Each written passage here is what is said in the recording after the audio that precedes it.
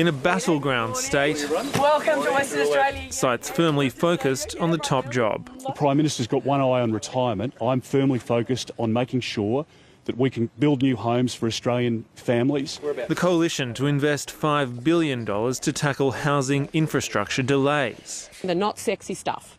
That's the sewage, that's the water, that's the power and the comms. A scheme to break the infrastructure bottleneck and build 500,000 new homes, welcomed by industry.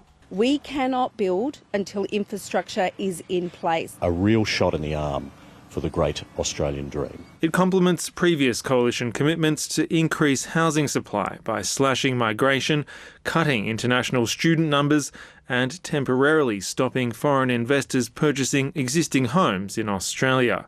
But it hasn't taken long for the government to write off the new policy as a con job, claiming the coalition would spend less overall on housing than a re-elected Albanese government. Peter Dutton's taking with one hand and giving with the other. It's a card trick. The coalition has this week confirmed, if elected, it would walk away from Labor's commitment to build 1.2 million homes this decade, which they've labelled an unrealistic pipe dream. So they're not going to get within cooee of that so-called target or aspiration. Settle down, fella.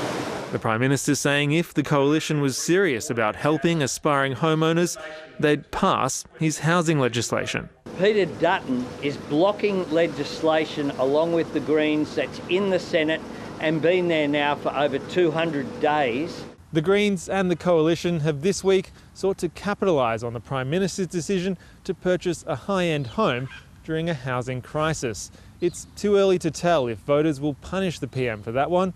What is clear, though, is that housing is shaping up as a hot issue, with a federal election just around the corner. Oliver Gordon, ABC News, Canberra.